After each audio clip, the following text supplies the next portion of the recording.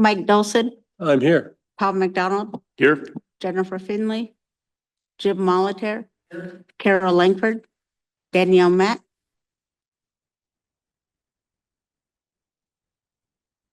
She's online. I'm here. Sorry.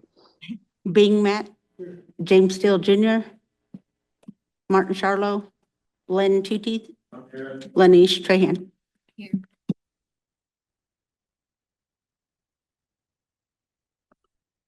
Morning, Jennifer. Lynn, will you give us a prayer this morning?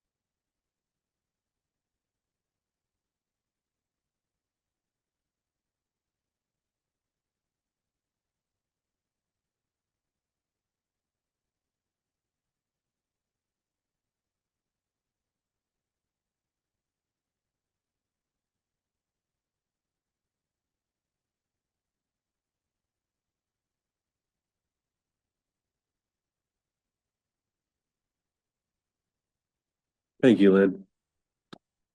We have minutes from May 1st.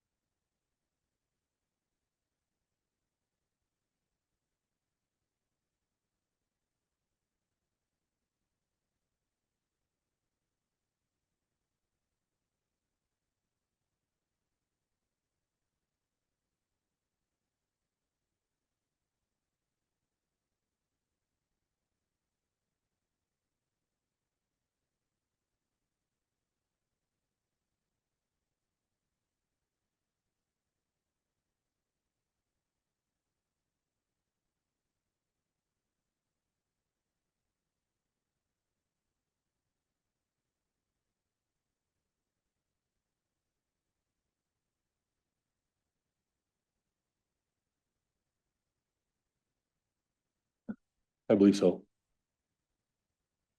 Abby, should this set of minutes be May 6th? Yes, it's the May 6th minutes. Do I have a date wrong? Yes. Okay, I can change that.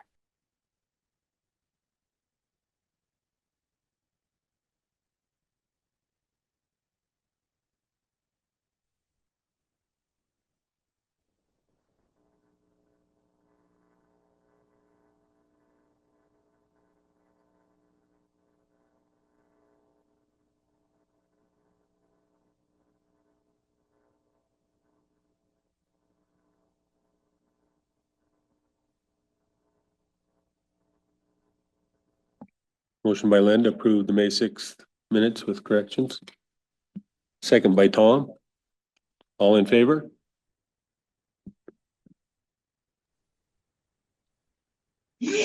I'll abstain, Mr. Chair. I was not present. Danielle's abstaining. 7-4. Danielle's abstaining. Oh, Carol's abstaining as well. We have an agenda. Any we have 3 walk-ins. Any other additions? We have 4 walk-ins. 4 walk-ins. Tom. Okay.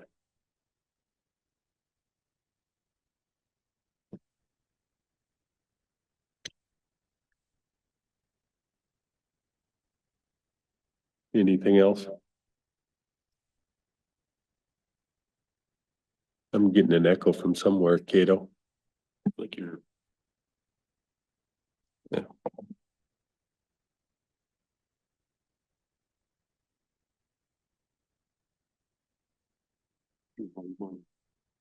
It's off. I know. I'd entertain a motion. Motion to approve the agenda. Motion by Tom to approve the agenda with additions.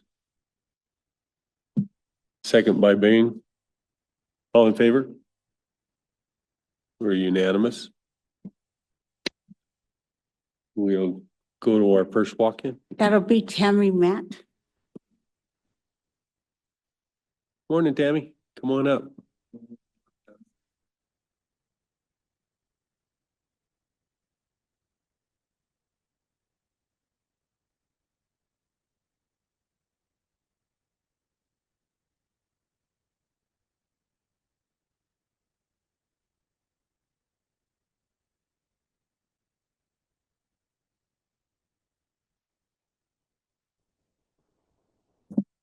Good morning, everyone. Yep.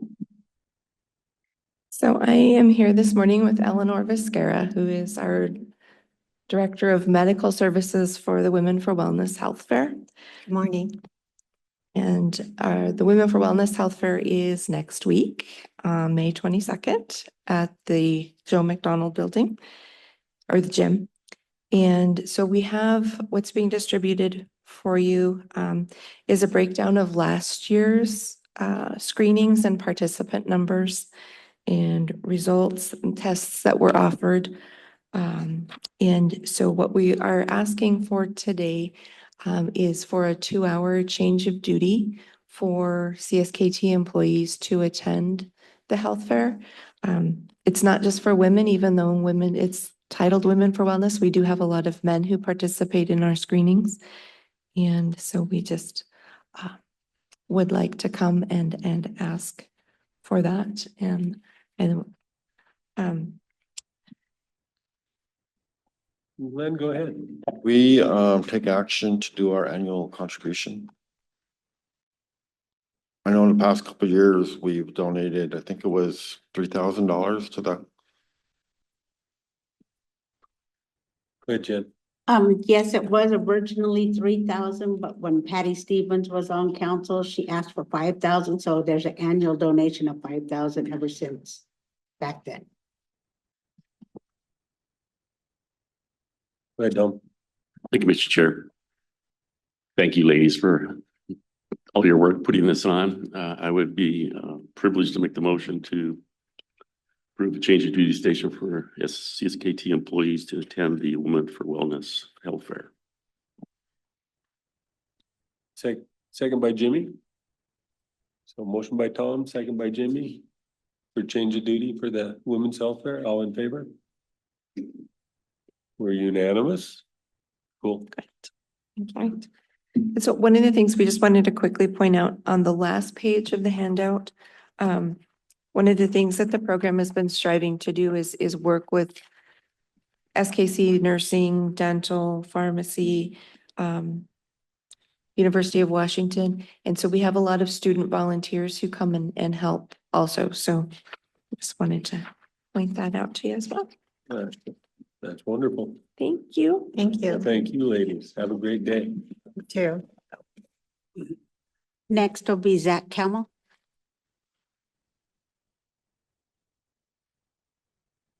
Morning, Zach. Morning, Dan.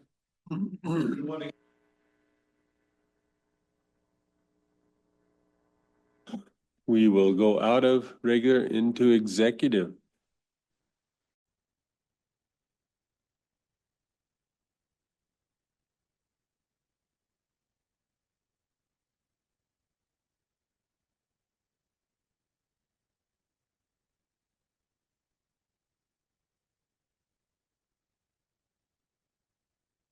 Come on up, Roberta. Good morning.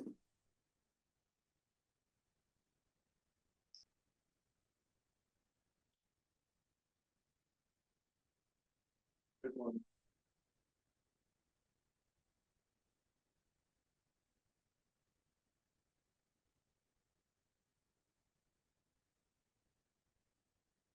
turn your microphone on, please.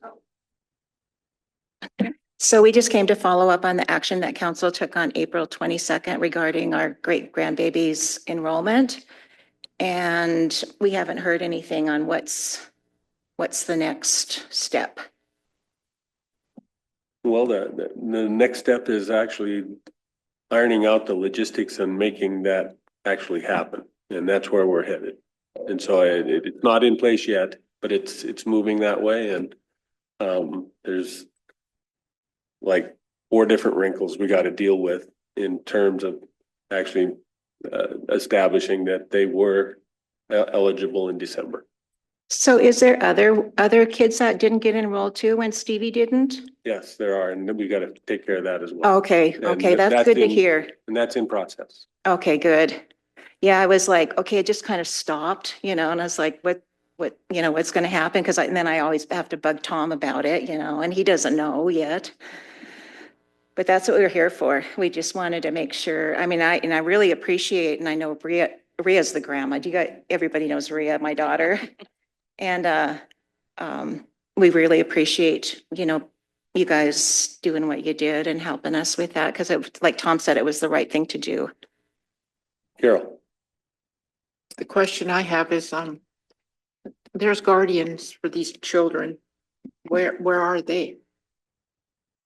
So my son and his wife both work night shift at McDonald's, and they are usually recovering from their night before by sleeping. And my mom, people should know that she's very determined and a little stubborn too. So she kind of spearheaded this because this is where it starts, is with her, with her bloodline. It's like, well, it doesn't necessarily start there, but that's, she's gonna fight for her to, her family, her. Of course. So that's, I feel, and the same with me, but mom's just a little more I think outspoken than I am.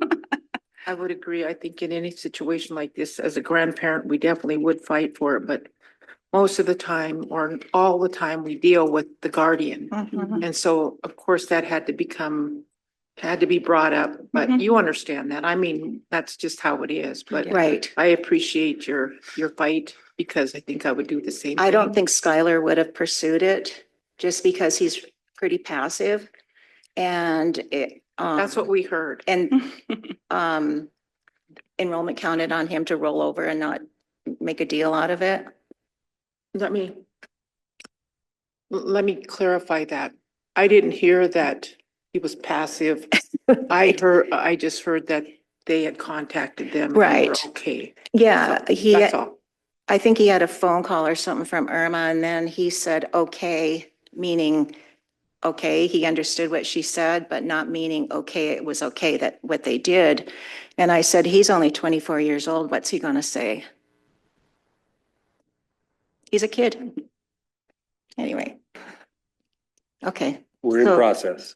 Pardon? We're in process. All right, thank you, guys. Appreciate it. Yes, we really appreciate all your help. Good? Can we go into executive for the last walk-in? Okay. We'll go out of regular into executive. Directors. So, and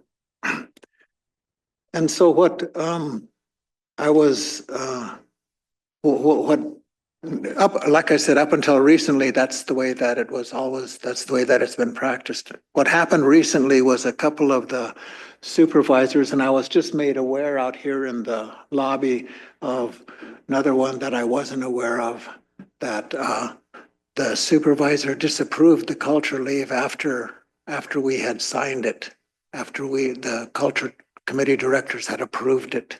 And so I just wanted to come and clarify that if my interpretation of the ordinance is correct, the way that I read it is that it was up to the culture committee directors, and once that's signed, then it's approved.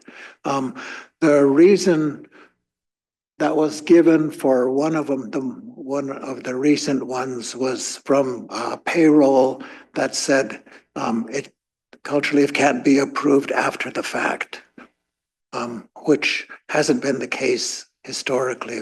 I've always approved some after In fact, some of it, I wait until, okay, if you're uncertain about exactly how much time this is going to take, wait until afterwards and then give me the exact time and then I'll approve that.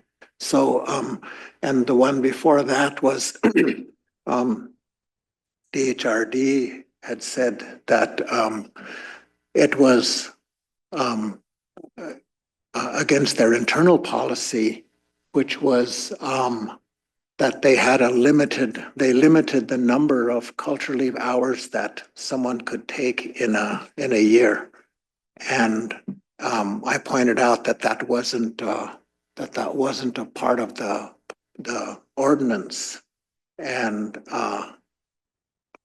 she told me, well, that's our policy on the grant this year. So maybe we can have that discussion before we do the grant next year. So, which kind of put her employees in kind of a difficult position.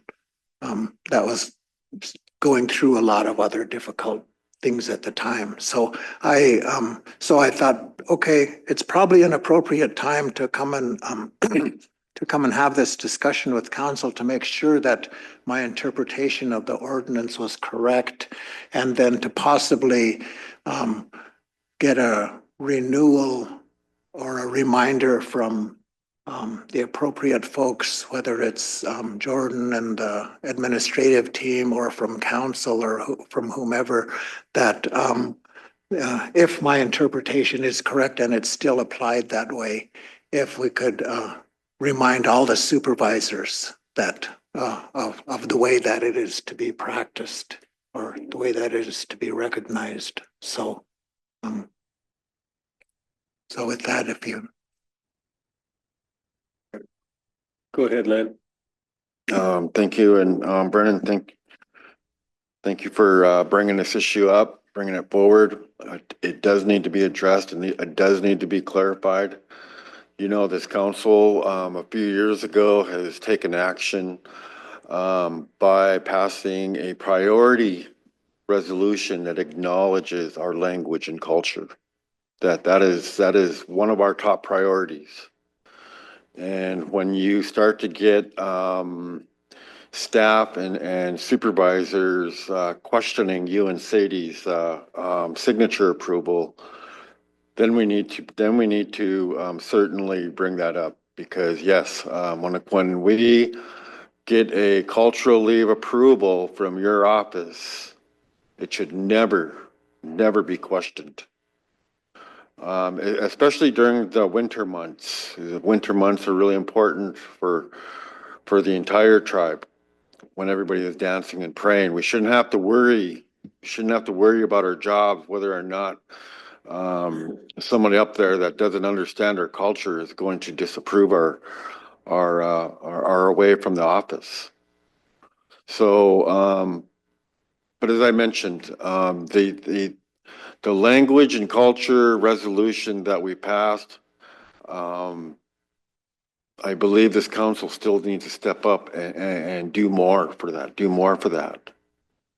And I would really like to get suggestions or directions from you and Sadie's office on how the council could do that, what we need to do. I think that's important, so we could show the membership that, yeah, it is very important to us, and these are the types of things that we're going to implement. These are the types of things that we're going to fund, and making sure that, especially our language classes, we need to really try to get those, and they're moving along good, with what we have, but we could do better. This council could do a lot better in supporting you all in that effort, because that's a tough job, an extremely toughest job, probably the toughest job within the whole tribal organization. But I certainly agree that a memo or a signed memo from the chair to the entire tribal organization that acknowledges that cultural leave, once it's approved, it is approved. No questions asked. Thank you. Yeah, thank you. What was kind of brought about Natalie over at DHRD requested Sadie and I to do a cultural awareness training with her group, and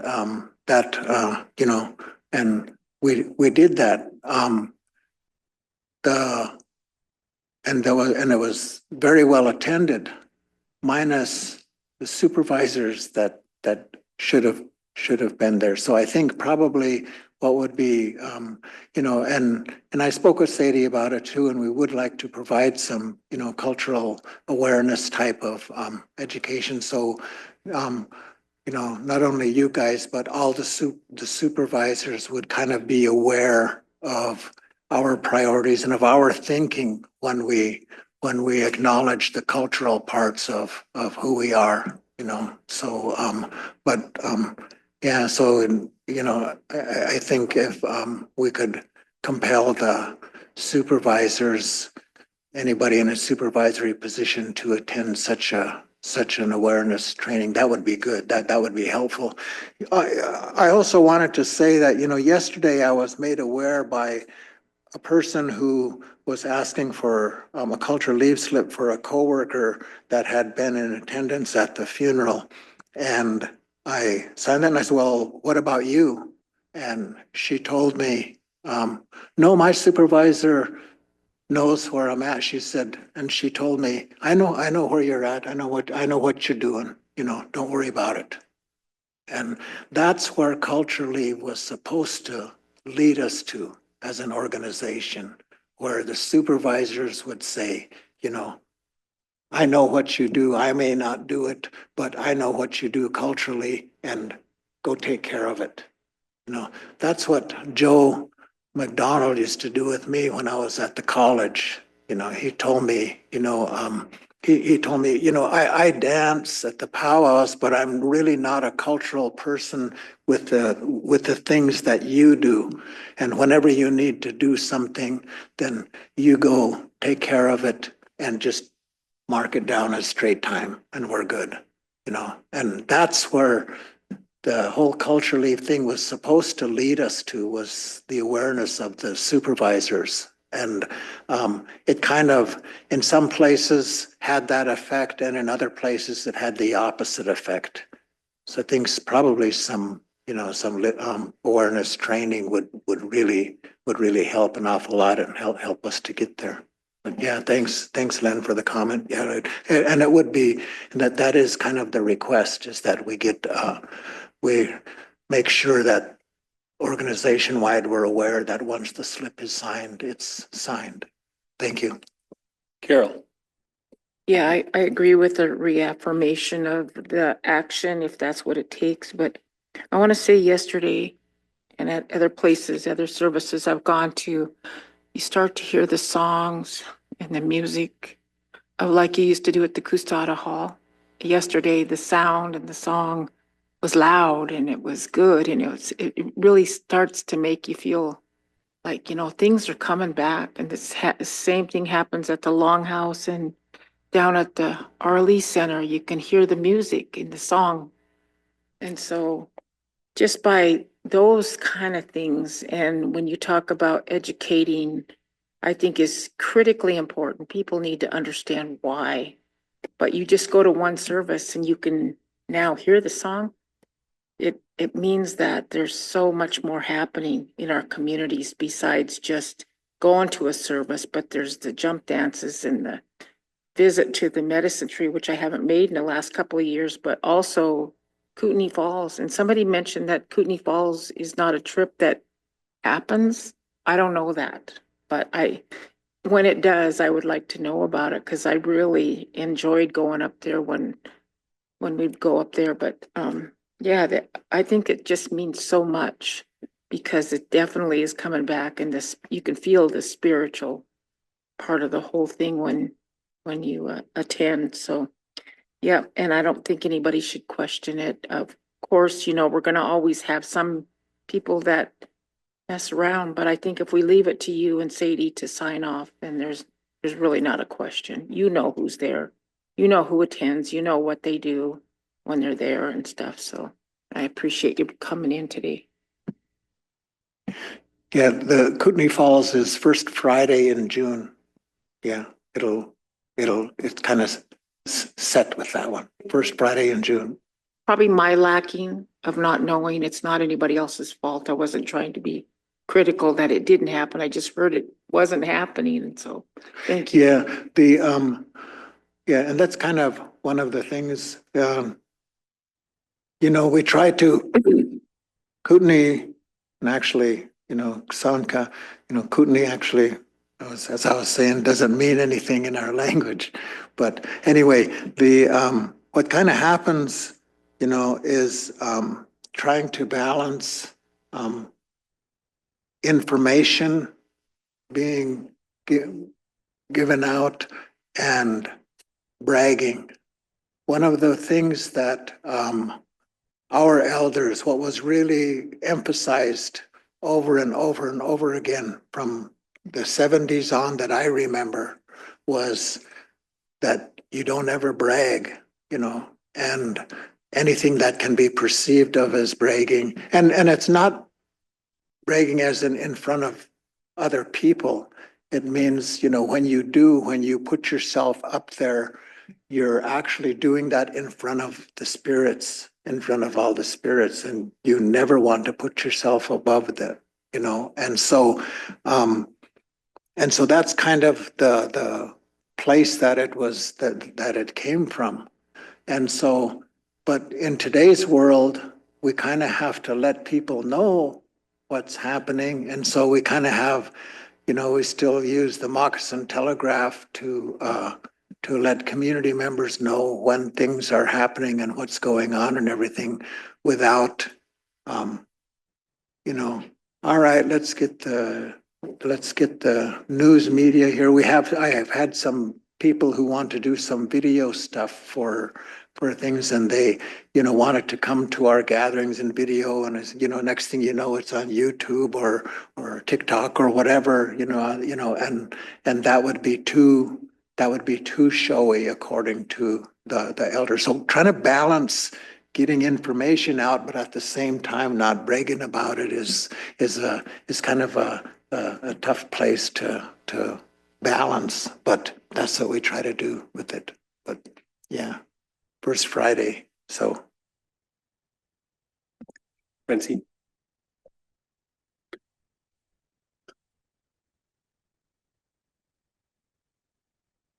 Yeah, if you could use a microphone, that'd be good, please.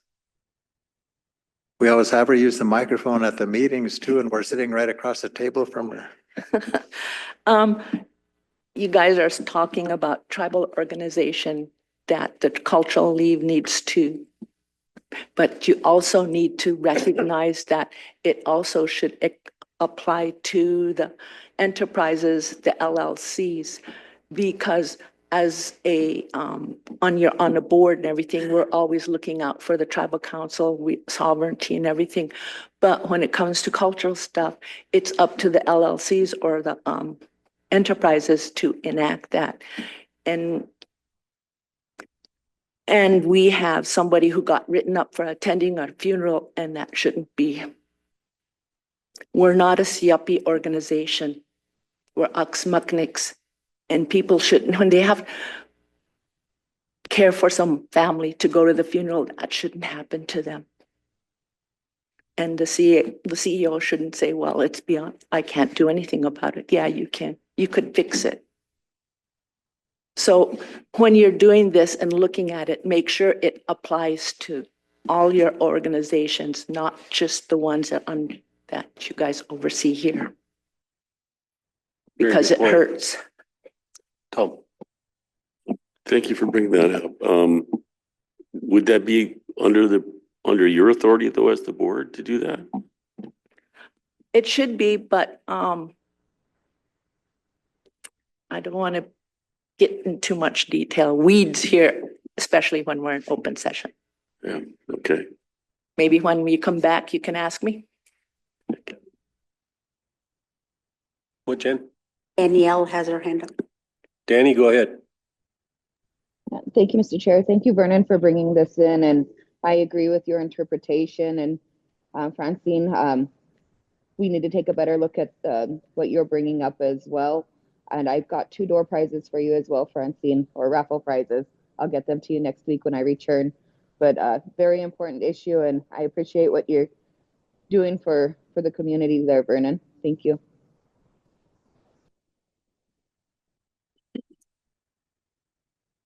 Thank you, Vernon. We will look to getting a training scheduled regularly. Okay, and then the original ask in the meantime is, would I be out of line if when such a thing well, actually, though I just heard somebody their cultural leave was disapproved, and it was never communicated to me that it had been disapproved after I had signed it. And so would it be possible to have a memo go out to all of the supervisors at least to reinforce what 69D says? Yes, sir. All right. Thank you. Thank you much. Tom. Yeah. Yeah, thank you. Vernon and maybe Sadie, Sadie's not here, but where's she? Oh, there she is, sorry. Hi, Sadie. If there's any ambiguity in the ordinance, if you could provide recommended language for changes, because we are going to be reviewing the personal ordinance and making changes, so we can always amend it. But there shouldn't be any gray matter in this. It should be very clear cut. So if there's something there, I don't have it before me, that you would recommend edits to or change, some way to modify it, I would really appreciate you bringing that forward. Thank you, Vernon.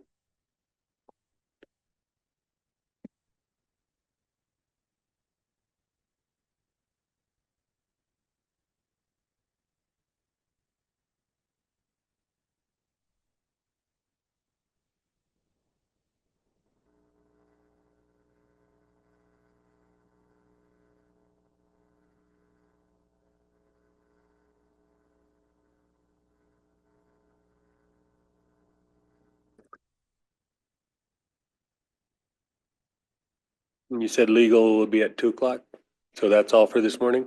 But can we go into executive? But yeah, Glenn? Something I needed to address. So yesterday I met with Shane Hendrickson, superintendent. And as you guys all know, his the lease for the office space ends June 30. And he does not know if he's able to enter into another lease with the tribes. But I wanted to get consensus from the council that we continue to allow him to use that office space for $1. And one thing that I suggested that would address liability to the tribes is we issue a revocable use permit for that use. 'Cause I think it's important that the superintendent keeps his office here so we can still provide those important services to the membership, and we're not chasing them around to try to get approval. So I just wanted to get consensus of the council if we move forward with that. Any other thoughts? I know I spoke with Shane this morning and he's on board with it. Any objection? We'll move forward. Okay, thank you. Revocable permit.